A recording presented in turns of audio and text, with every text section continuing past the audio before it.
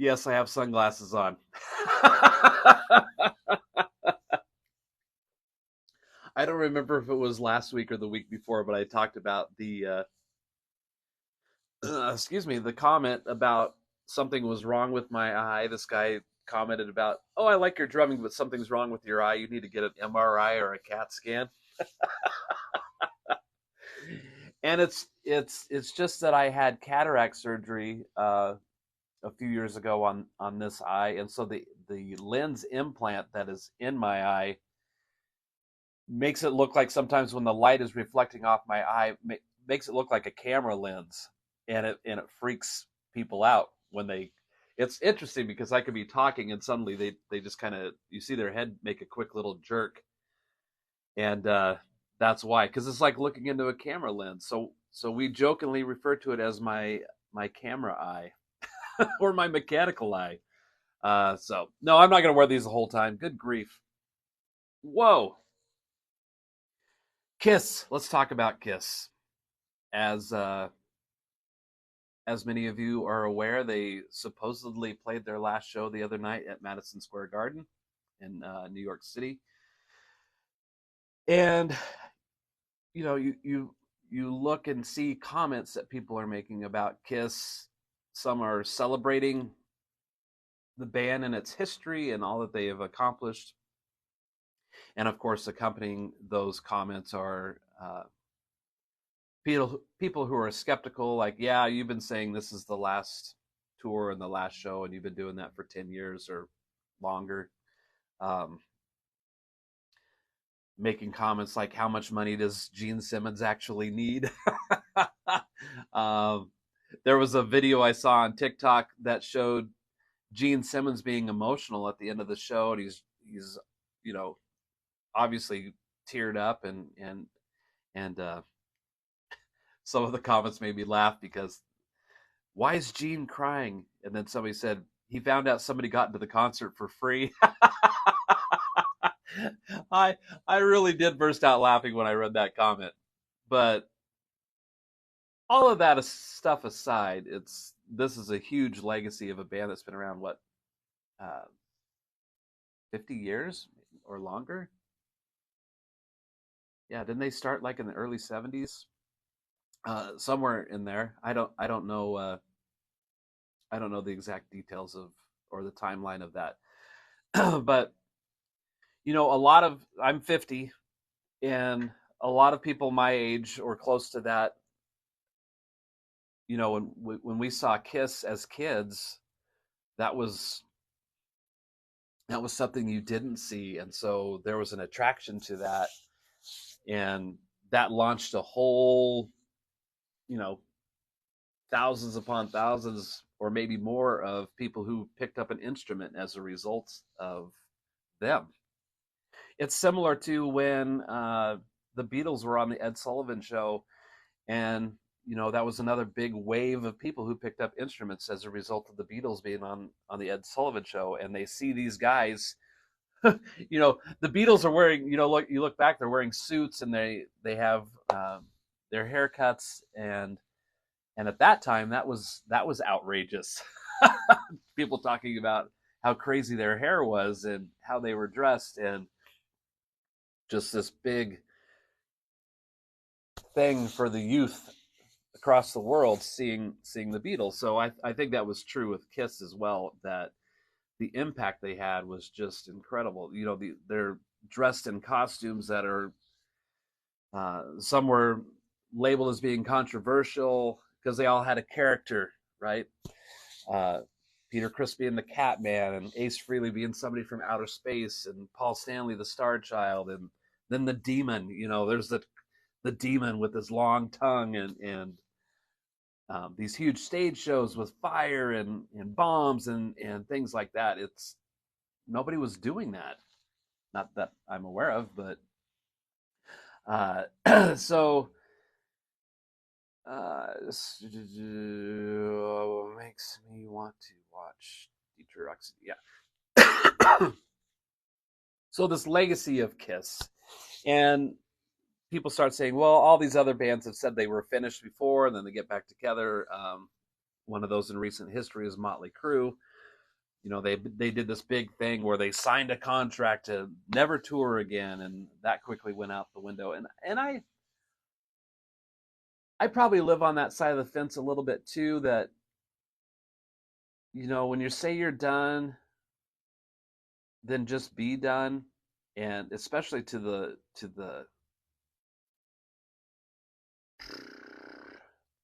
lengths they went to let everybody know that they were done signing a contract and those kind of things, um, and then to pick it up again. And there's so many groups and artists that have done that.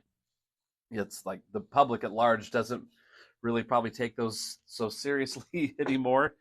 Um, but this could be the end. Midline in 2009, I came to the band and I said, I can't do this anymore. That was me personally saying that to the band. And I told them, I love them as brothers, and which I still do, even considering some of the people aren't in the band anymore. But I was at a point in my life where I was really tired, and worn out of chasing this dream. Like, I didn't know what the solution was to do anything different than what we had already been doing for years. And my family, my kids were still pretty little at that time. And I really needed to take care of my family. And so I was going to be done with music. Which, now that I've been through that process, it's pretty laughable. And I think it's laughable when another musician comes along and says that. I think being a musician is something you are always going to be, regardless if you pick up an instrument or not. It's just in us. It's in our DNA. That's who we are. But in 2009, yeah, I was done doing it. I didn't want to continue rehearsing 2-3 nights a week, trying to do shows, doing stuff that never paid anything, and just totally always investing a large portion of money individually into the band to make things happen had finally reached the end. So I told those guys, I said, look, this is what I'm doing and why. And nobody looked at me and said, you're ruining everything. That wasn't the case. I even told them, I said, look, I fully support you guys if you guys want to get another drummer and continue on doing this. Like, I was totally cool with that. And they talked amongst themselves, and they're like, man, they didn't want to continue doing that without me, and going through the trouble of finding a drummer who could do what I do, and those kind of things. So we did this big last show in the spring of 09, I think that's when it was. See, I can't always remember dates properly, but we did this big show at the Knitting Factory. It might have been still the Big Easy then. It doesn't matter. Well, 3 years later, the band's back back together. And so we too were guilty of being one of those bands that said, hey, we're not going to do this anymore, and we're done. We do a big send-off show, and so yeah, to a local degree, people are elbowing you a little bit. I thought you guys were done, blah blah blah. Well, the truth is, we just love music, and so everything I've talked about over the last year doing this show, you guys know my story. But so maybe that's what it is for bands like Motley Crue and Kiss. And yeah, obviously there's a lot of money to consider in all of that. There's also a lot of money to consider how expensive it is to put on a production like that and travel the world.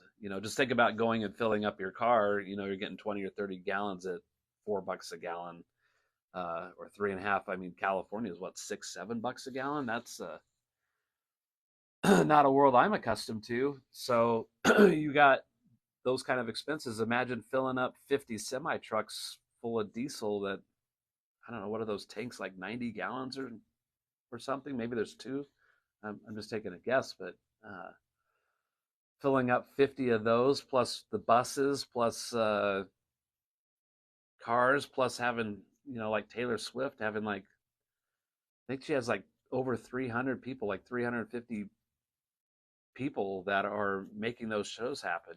All the stagehands and techs and all of that's a big production. So think about how much money is involved in moving that thing around every day. It's pretty crazy and astronomical to think. So that, when you're looking at ticket prices, there's a little bit of reflection of that. So anyway, back to KISS.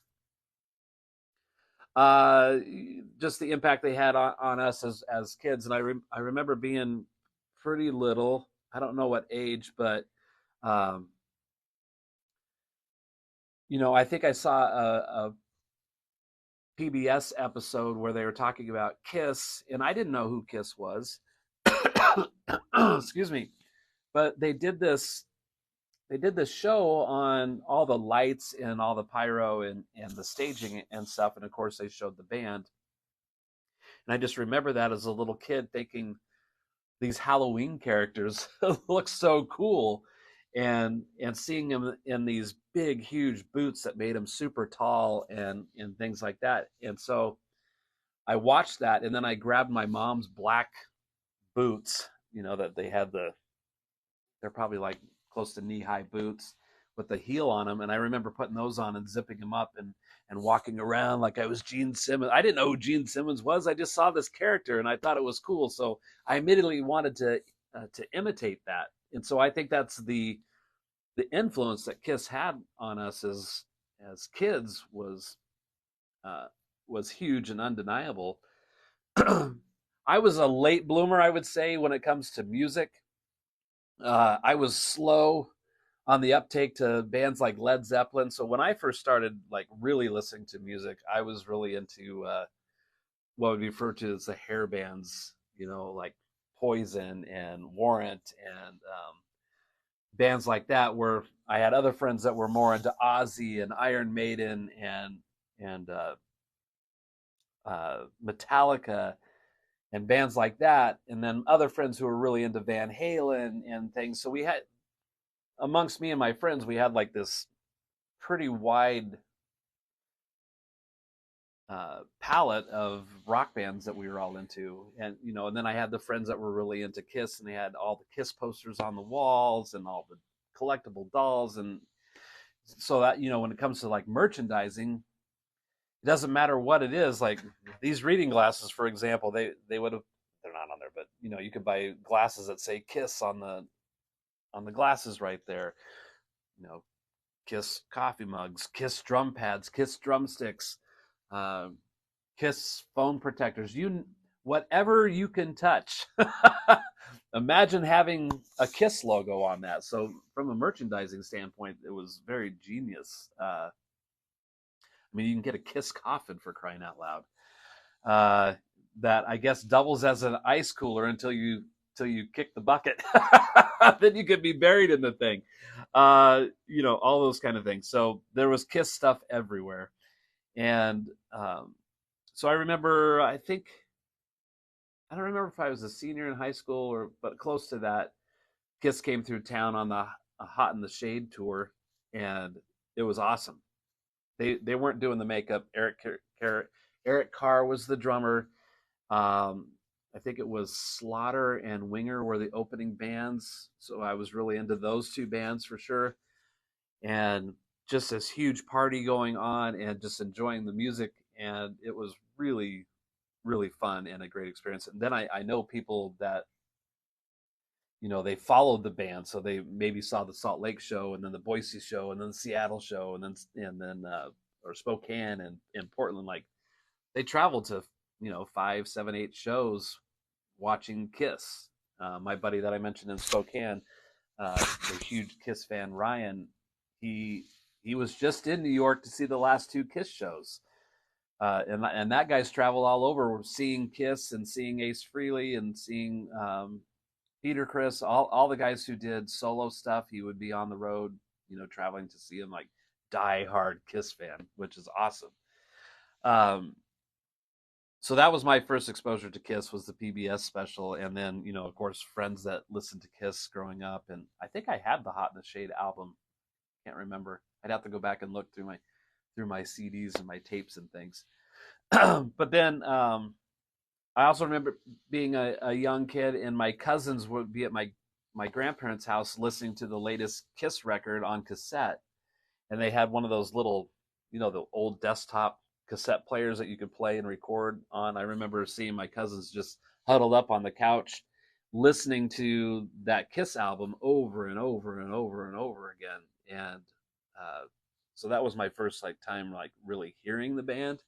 Again, it didn't make me want to start playing the drums, but I thought it was really cool, and there was a lot of mystique to that. Like, who are these people that are dressed up this way and doing these things?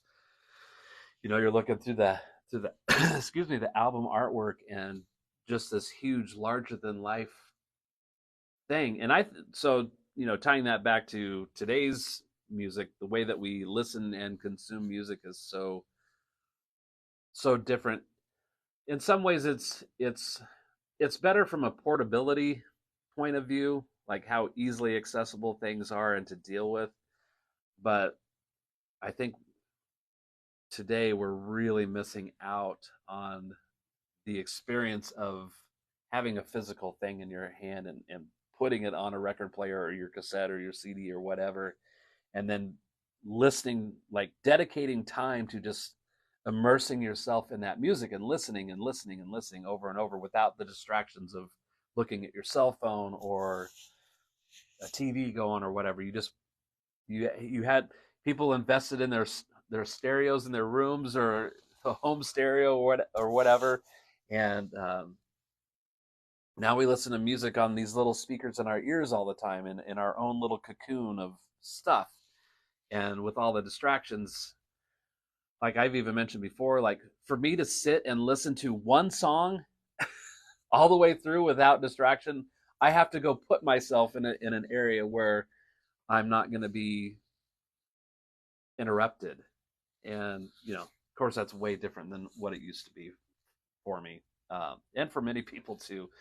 So anyway, that was the thing. Like my cousins had this cassette, and and I'm looking at this thing just totally in awe of, but I'm not really sure what I'm looking at. So the uh, kind of the cool thing is once I got into midline and it was the early '90s. Um, well, going back to the Hot and Shade tour first, is me and my friends like to hang out at the back of the pavilion at Boise State in hopes that we would see somebody in the band walk by and at least say hi to them and try to get an autograph or something. And that's when we met Bruce Kulick, who was playing guitar for Kiss at the time, and he was hanging out with Reb Beach from Winger, and so we got to meet him. I don't think we got autographs. Maybe we did. Now that I think about it, I think I have this picture of Winger, but the only signed name on it is from Reb Beach because he was the only one that we saw. So it was Reb Beach and Bruce Kulick who we met. So that was the closest I had been to anybody in Kiss. And then in about 1995, Midline opened up for Peter Criss at Bogey's here in Boise, and so now we're opening for somebody from the actual band because Peter was not in Kiss anymore and doing his solo thing. And our manager at the time, excuse me, I keep hiccuping. Our manager at the time had talked to Peter's road manager after that show and got us to be able to meet Peter Criss and go on his tour bus and look around, and I think we were hanging out for about 10 minutes or so. But it was really cool to, Anthony and Scott being incredibly huge Kiss fans, being on there and getting to meet Peter Criss and hang out on his bus for a few minutes was pretty special. So that was, it got closer to Kiss, and then in through our relationships and networking of people, I ended up meeting Bill Aucoin, who had been Kiss's manager. Bill Aucoin helped Kiss get their record deal. Bill Aucoin funded the early tours of Kiss. There's, you can Google this, that he uh, put the tour on his American Express card, which American Express you have to pay off every month.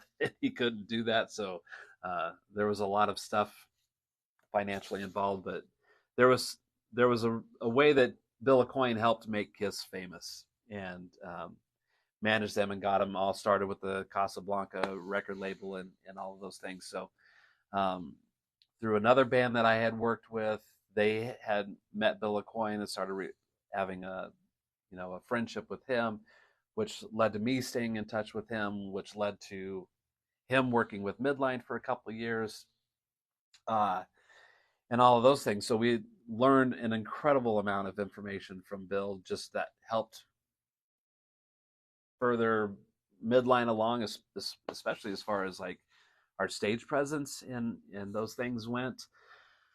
Unfortunately, Bill ended up passing away from complications in a surgery, and so we didn't have a relationship with him anymore as a result of that. But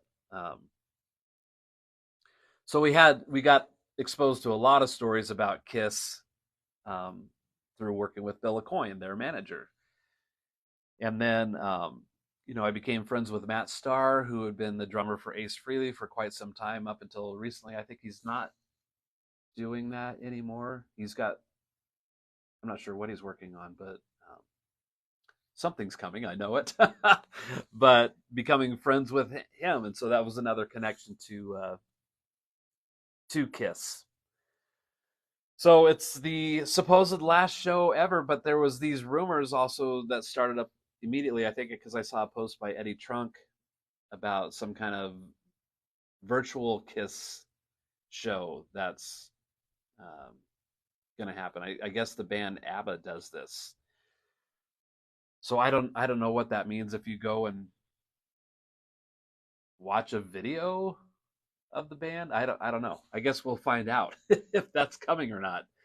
But apparently it's working really well for ABBA. But when do these guys call it quits? Call it quits. I just looked up before I jumped on here, and Gene Simmons is 74 years old, and Paul Stanley is 71. I mean, my parents are the same age as Paul Stanley.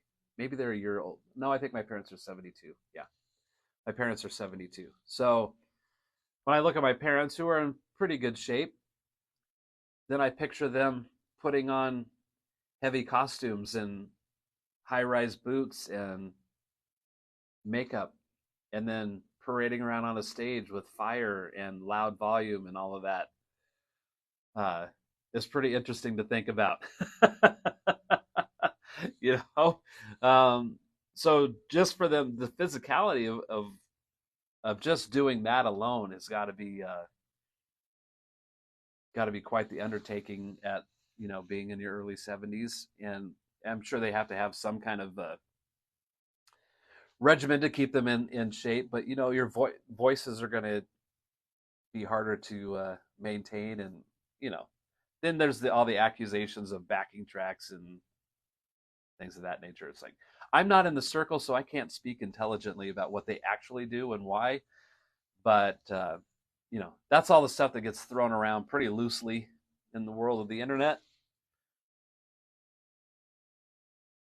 Kent says supposedly avatars and AI somehow. Yeah, that'll be interesting to see. Yeah, you put a better point on that than I did in all my mumbling and stumbling. Oh yeah, Keith Richards is still hanging in. How old is Keith Richards, Greg? He's older than those guys, I'm sure. He's got to be pushing 80. I don't know. Maybe I'm guessing. If anybody knows how old Keith Richards is, he's probably the oldest human being on the planet, according to memes. You guys ever see that picture of Keith Richards holding a little baby, and they said, "Here's a picture of Keith Richards holding Betty White"? I thought that was pretty funny.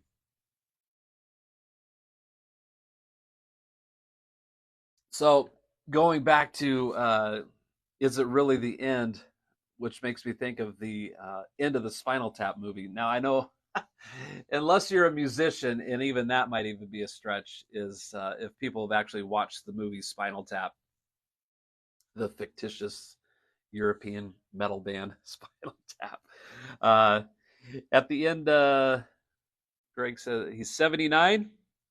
Yeah, 79 is still running around and rocking the world. It's pretty incredible. Pretty incredible. As far as I know, the Rolling Stones are one of those bands who haven't announced their retirement over and over and over and over again.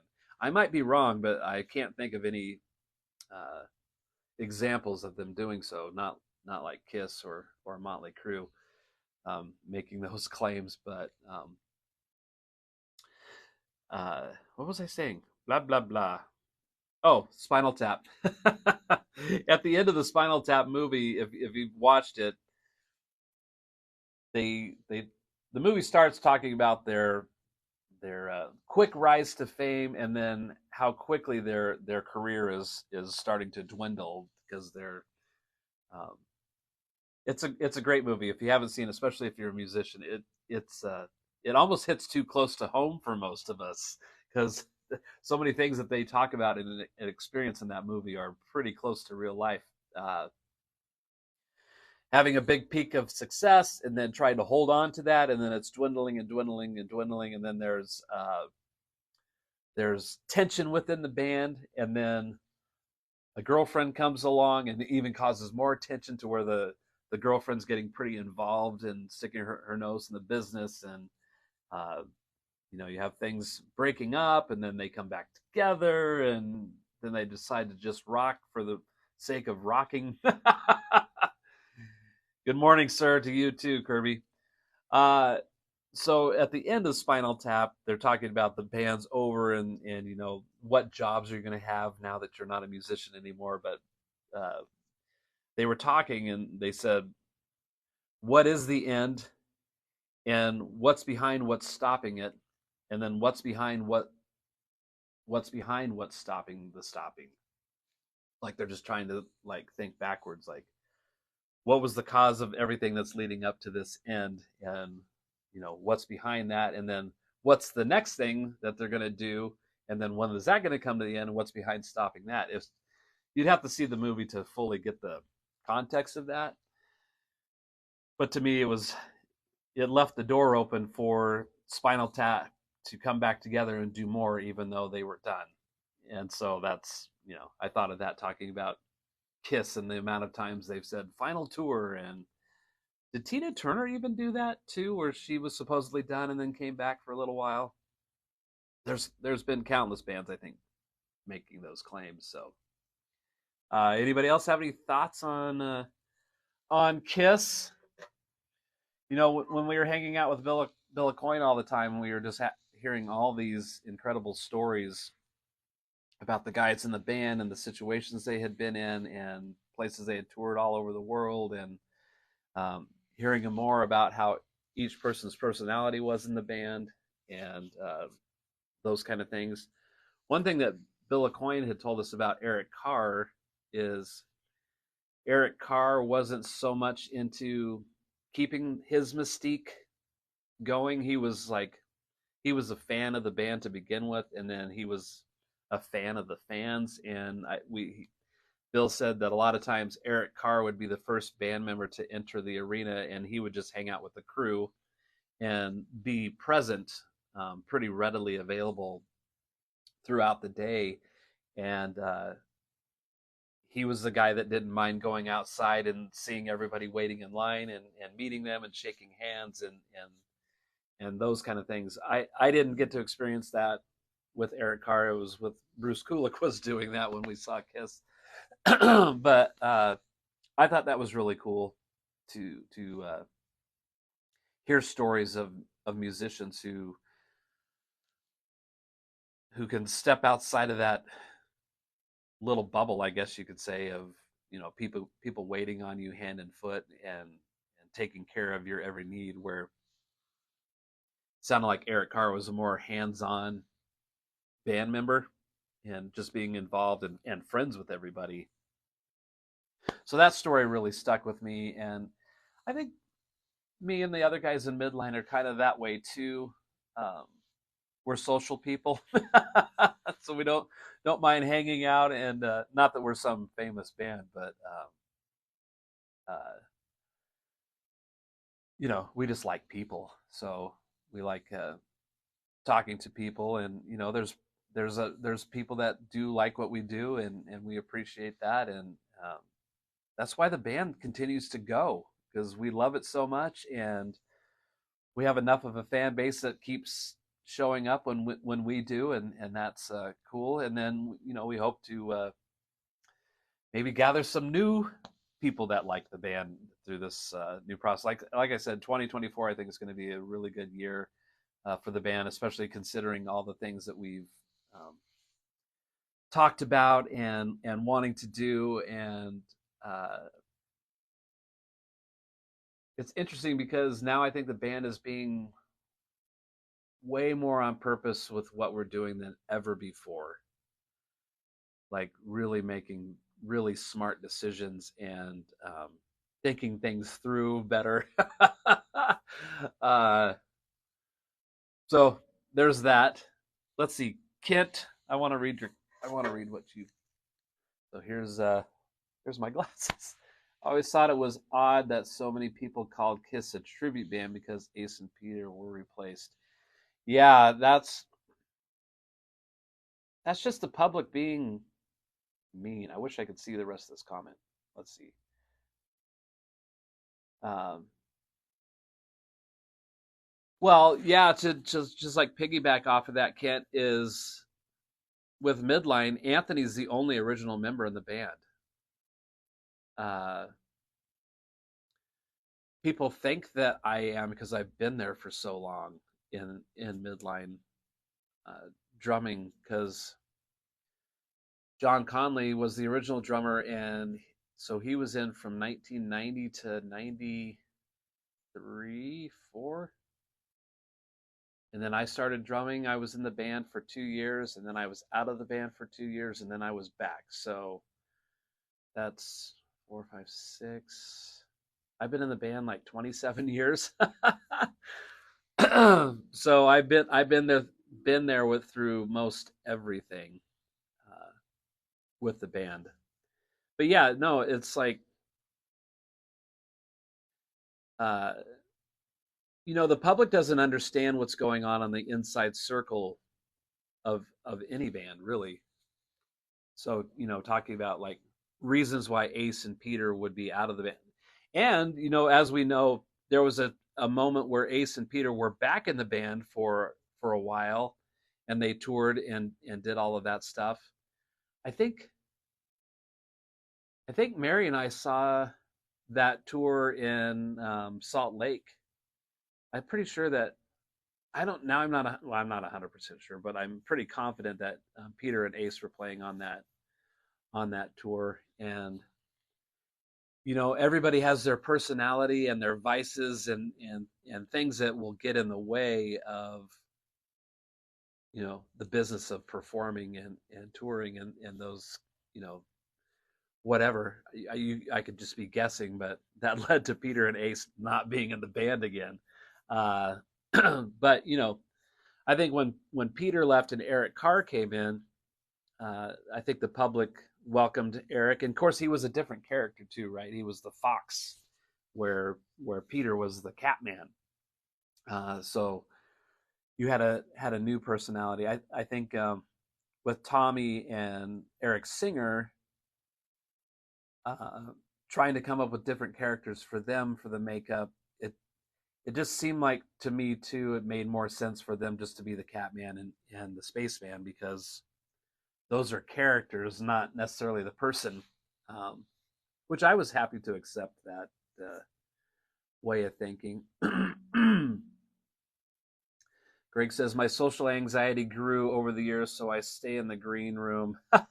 Well, but you sing, right, Greg? So sometimes if you're the singer, mingling before the show uh, is not conducive to keeping your voice in shape throughout a show. So yeah, James is here. Hey, James. Eric had been in many bands and was well known as himself versus the original Kiss members who were behind the makeup. Yeah, and I apologize, guys. I still haven't researched how to make this Seymour thing work. Maybe I need to update my app. Uh, yeah, Eric Singer, right? Because he was in Badlands and James. Who else did he play for? I can only think of Badlands off the top of my head. Uh, but yeah, I mean, Eric Singer definitely had a lot of success on, playing in other bands, and so he was he wasn't an unknown person coming into the band, which I think that Eric Carr may have been somewhat unknown. So going back to Eric Carr, uh, James, you're a bigger music nerd than I am. Maybe you know the answer to that question. Um, Ken says the reunion tour was with Ted Nugent and Skid Row. Yes, so that's what I thought too. That if I just to clarify, that was the one that had Ace and Peter back, right? That was the concert Mary and I went to in Salt Lake all those years ago.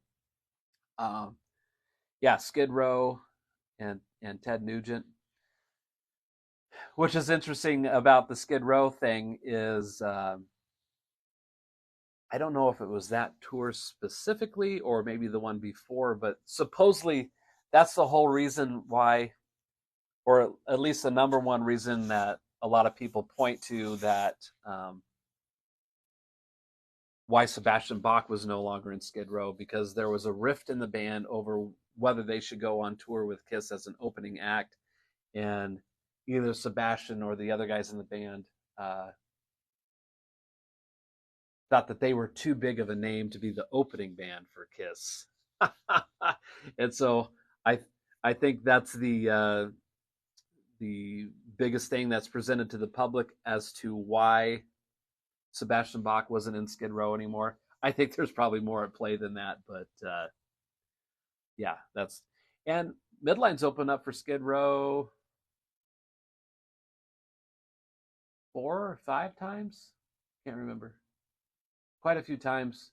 The first time we opened, it was still the original band, and it was on their Subhuman Beings tour in the early '90s. So they had this huge rise to fame with their first album, and then when Slave to the Grind came out, that was like, was that on Atlantic Records? That was like Atlantic Records' biggest selling band like ever. Millions and millions of records sold, and I think that was that first album and Slave to the Grind were like home run hit type albums for Skid Row, and then of course the Seattle movement became really popular. So when Subhuman Beings came out, it didn't receive the attention that it probably deserved. Being a fan of Skid Row, I think that album's really really good, and unfortunately it's one that doesn't get listened to very often. It's so James Harrison, if I don't know if you have the Subhuman Beings album, but you've been doing your perfect album thing. It might not be a perfect album, but the drumming and on that album was really pretty aggressive. Oh yeah, Alice Cooper, Lita Ford, Black. Oh yes, thank you. Boy, I've had the hiccups almost this whole hour. Sorry about that. Yeah, I forgot about Alice Cooper and yeah, Lita Ford. Duh. I just couldn't. I couldn't unlock my brain to think about all those bands. Yeah, so he was pretty well established for sure, getting in with Kiss. But um, Midline opened up for Skid Row a handful of times. Like I was saying, the Subhuman Beings tour, which is the whole original band, that was not a well attended show, but man, Skid Row performed like they were playing in front of 20,000 people, and Sebastian Bach is probably the best frontman I've ever seen perform live.